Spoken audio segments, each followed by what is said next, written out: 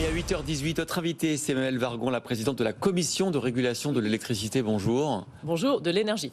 Oui, bah oui, on va beaucoup parler d'électricité, pardon. Parce que j'allais vous dire, on a vraiment besoin de vous ce matin pour connaître le vrai prix de l'électricité. Les entreprises et les Français ont besoin de savoir à quel prix ils vont acheter leur électricité dans 10, 20, 30 ans. Personne n'est d'accord. D'abord, sur le plan économique, c'est très compliqué. On a fait un débat d'Ozaniel que vous pouvez revoir en replay. On n'a pas tranché. On n'a pas tranché. Luc Rémond, le patron d'EDF, dit « Mais moi, ça me coûte très cher, les nouveaux EPR, les investissements. Laissez-moi fixer mon prix. » Et vous dites « Non, non, mais on a trouvé à peu près 60 €, à peu près Comment vous faites pour trouver le prix de l'électricité ? Alors, je pense que la difficulté dans ce débat, c'est de ne pas tout mélanger. Parce qu'il y a d'un côté le coût de production et ensuite le prix de marché. Et forcément, il y a un écart entre les deux. Donc sur le marché de l'électricité, aujourd'hui, les entreprises et les particuliers, l'électricité qui leur arrive, elle est achetée en partie sur le marché de gros, qui met en concurrence tous les moyens de production d'électricité, l'éolien, le solaire, mais aussi les centrales thermiques à gaz, à charbon. Il en reste 2 en France, il y en a aussi en Allemagne. Et puis l'électricité nucléaire qui est pour partie vendue à un prix régulé et pour partie vendue sur le marché. Donc ce prix de marché, c'est évidemment difficile de vous dire à 5 ans ou à 10 ans où est-ce qu'il va s'établir. Il a beaucoup fluctué. Aujourd'hui, il est à 130. Aujourd'hui, il est autour de 130 € du mégawattheure sur le marché de gros. Il était avant crise parfois entre 50 et 60 €. Et pendant la crise, sur la partie la plus aiguë, la plus grave, quand tout le monde était très inquiet, il est monté jusqu'à 1000. Mais 1000, c'est pas du tout significatif, c'était vraiment le pic de la crise. Donc dire à combien ce prix va s'établir à moyen terme, en fait, c'est le marché qui fait des anticipations. Ce qui est intéressant, et à mon avis a changé sur le marché français et même européen, c'est qu'on a peu de cotations de long terme. Il y a beaucoup de marchés de biens fondamentaux dans lesquels vous avez des prix non seulement à 2 ans, mais parfois même à 5 ans, voire... Et c'est une demande des boîtes, des entreprises, d'avoir cette... C'est une demande de tout le monde. Quand vous voulez sécuriser votre approvisionnement sur un bien aussi essentiel que l'électricité, c'est intéressant de pouvoir avoir des prix à long terme. Et donc l'idée, c'est de développer des compartiments de marché à plus long terme, à commencer par 5 ans, et de favoriser les partenariats de gré à gré pour ceux qui peuvent, ceux qui sont suffisamment gros, qu'on appelle des PPA, qui sont en gros des accords entre un producteur et un consommateur, où là, vous pouvez décider d'acheter une quote-part d'électricité, mais même pour une durée beaucoup plus longue, 10 ans ou 15 ans. Et ça doit permettre de faire 2 choses. Ça doit permettre de donner de la visibilité. Et en fonction des types de contrats, ça doit permettre de rapprocher les prix des coûts de production. Parce que quand vous signez avec un producteur d'éolien, par exemple, et que vous signez pour 10 ans, vous allez signer quelque part sur la base des coûts de production plus une marge. Donc vous allez vous rapprocher des coûts de production. Et c'est ça qui est important, essayer d'avoir des prix qui reflètent le coût de la production. Mais justement, EDF dit ce prix, c'est pas 60, c'est beaucoup plus que ça. Et là où Luc Rémond est pas content, ce que nous racontait notre reporter ce matin, Mathieu Pechberti, c'est qu'il dit ce prix n'aurait pas dû être dévoilé, notamment pour les questions de concurrence. Est-ce que c'est pas juste pour influer dans l'esprit des entreprises, voilà 60, on met ça dans l'esprit de tout le monde, mais qu'en fait ça n'a aucun rapport avec la réalité? Alors si je reviens sur de quoi on parle, de quel est l'objet qui a été rendu public.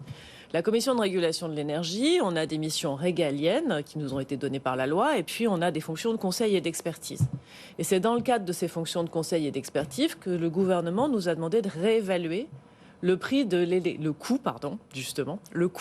de production de l'électricité nucléaire. Donc on a fait ces calculs, on les a soumis au gouvernement, ça a été rendu public dans le cadre de l'idée que dans le débat environnemental, c'est important de donner une forme de transparence. Ce qui a été rendu public, c'est quelque chose de très agrégé, justement parce que le détail des calculs, il est lié à beaucoup de chiffres qui eux-mêmes sont des calculs intermédiaires chez EDF.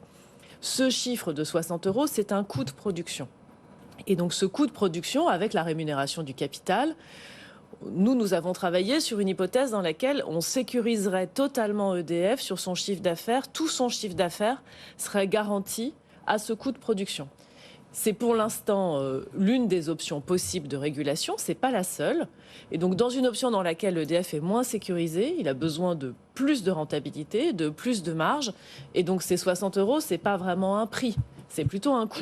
Mais c'est quand même un marché quand même très bizarre. C'est-à-dire qu'il y a à la fois un prix effectivement de production, et d'ailleurs en raison de la réglementation européenne, on a pendant des années obliger EDF à vendre une quote-part de son électricité au prix de production pour favoriser la concurrence. Et pour favoriser les consommateurs. Voilà, j'insiste les vraiment parce que consommateurs et c'est la important. concurrence, c'est la même chose, non ? Pour que tous les consommateurs, qu'ils soient clients d'EDF ou clients d'autres fournisseurs, puissent avoir dans leur facture une quote-part d'électricité nucléaire à un prix bas. Ouais, mais du coup, EDF dit, moi, ça a augmenté mon endettement, et là, vous me demandez d'investir 25 milliards d'euros par an pour les futurs EPR, 25 milliards pour financer aussi la mise à niveau des centrales nucléaires existantes.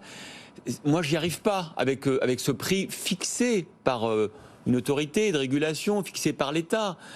Pourquoi est-ce qu'on ne laisse pas faire, désormais, sur le marché de l'électricité, le marché ? Alors, une précision d'abord, les calculs qu'on a faits, c'est le coût de production complet du nucléaire actuel. Donc ça ne couvre pas, on l'a dit très clairement, voilà. C'est la modalité de calcul, ça ne couvre pas le financement du nouveau nucléaire. Et puis une deuxième chose, la contradiction à laquelle les pouvoirs publics en général sont confrontés, nous on est l'autorité de régulation, les choix de régulation ils sont faits par le gouvernement, les choix de modèle. Mais la contradiction c'est d'un côté permettre à EDF d'avoir un modèle économique de développement d'entreprise soutenable dans le temps qui permet à la fois de financer tous les travaux à faire sur les centrales actuelles et les nouveaux réacteurs, et de l'autre, préserver le pouvoir d'achat et la compétitivité des entreprises avec une électricité qui est un bien essentiel pour les ménages, on le voit bien avec la tension sur l'inflation, et pour les entreprises sur la compétitivité. Et donc c'est ce point d'équilibre qui n'est pas forcément facile à trouver, sur lesquels les négociations sont encore en cours. Mais est-ce qu'on ne complique pas tout avec une entreprise qui est publique ? Donc du coup, tout est faussé. Parce que l'actionnaire, c'est l'État, et c'est l'État aussi qui régule. Donc Luc Rémont, à la fin, il va claquer la porte. Écoutez, ça, on va laisser Luc Rémont s'exprimer sur ce qu'il souhaite faire. Mais en tout cas, on est dans une équation où effectivement, on a une entreprise qui maintenant est complètement publique, qui doit se développer en tant qu'entreprise et répondre aux enjeux d'intérêt général pour lesquels elle a été complètement rendue publique. Là où ça se complique, c'est qu'en dehors du nucléaire, c'est aussi compliqué du côté de l'éolien offshore, du côté du solaire. On racontait également ce matin qu'il y a des entreprises qui préfèrent revenir sur leur contrat, payer des pénalités plutôt que d'aller au bout parce que les coûts sont devenus infernaux à gérer, notamment à cause de la hausse du prix de l'argent, que ça devient très compliqué. Est-ce que de toute manière, dans n'importe quel scénario, l'électricité va revenir beaucoup plus cher? Bon, le coût de l'argent a augmenté, mais ça c'est vrai pour l'électricité, pour le gaz, pour la totalité de l'économie. On vit un choc ou une transformation très brutale. En l'espace de très peu de temps, les taux sont passés de négatif 1% à 4-5%. Mais vous savez que pour l'éolien, qui sont des contrats très long terme, le coût de l'argent est déterminant pour la rentabilité. Donc tous les business qui ont un modèle dans lequel il y a un gros investissement, qui sont avec beaucoup de capital, forcément le coût du capital, ça a un impact. En France, on achète l'éolien, enfin l'électricité issue de l'éolien, notamment offshore, mais aussi terrestre, avec des contrats garantis par l'État. Donc, on fonctionne par appel d'offres. On prend celui qui a fait la meilleure proposition. Et EDF, après, souvent EDF, comme vous le savez, la Creuse s'est exprimée pour dire qu'on avait intérêt à avoir une diversification des acteurs sur ce marché. Et ensuite, ce prix est garanti. Mais dans des conditions contractuelles qui sont définies à l'avance. C'est les Shadocks, parce que EDF a fait des prix très bas, d'ailleurs vous en êtes vous-même ému, sans doute qu'ils n'arriveront pas, ils vont les tenir, parce qu'ils vont faire à perte, et comme c'est l'État qui est actionnaire, enfin vous voyez, c'est un cercle complètement vicieux, le moi, modèle mon rôle, français, c'est la surveillance du marché, ouais, mais il n'y a pas de marché, pas le rôle État actionnaire. Mais marché, après, on aura de nouveaux appels d'offres, on aura plusieurs compétiteurs, on n'a pas qu'EDF qui a des parcs éoliens offshore en France, il y a des parcs éoliens offshore ailleurs. En France, en tout cas, on garantit la rentabilité avec un prix garanti, donc ça doit permettre le développement de cette énergie, on en a besoin par ailleurs. Vous avez vu le rapport RTE, il dit beaucoup plus de renouvelables, beaucoup plus de nucléaire. Donc on double la production d'électricité d'ici 2050. Après, on est parti d'un point bas puisqu'on était à 280 TWh d'électricité nucléaire l'année dernière. C'est historiquement bas. On va remonter. EDF prévoit d'être entre 300 et 330 cette année. Nous, on cible la production telle qu'on l'imagine autour de 360 dans la période 2026-2030. Donc on va remonter et la cible, c'est toujours 400. Donc rien que ça va remonter. On n'est pas prêt d'arrêter avec les boucliers énergétiques, du coup. En fait, c'est vraiment une question politique. C'est une question de décision politique. Qu'est-ce qui est acceptable et soutenable et qu'est-ce qui nécessite un soutien public. Vous voyez bien, quand les prix sont à 1 000 euros, vous ne pouvez pas laisser les consommateurs avec un prix à 1 000 euros. Donc là, les prix sont redescendus, et ils restent plus chers qu'avant la crise. Et sur la question des tarifs réglementés, par exemple, moi je me suis exprimée en disant voilà où ça va atterrir en théorie. Le gouvernement a précisé le type de protection qu'il va apporter aux Français. Voilà, c'est important que le gouvernement décide à quel moment il protège et jusqu'où.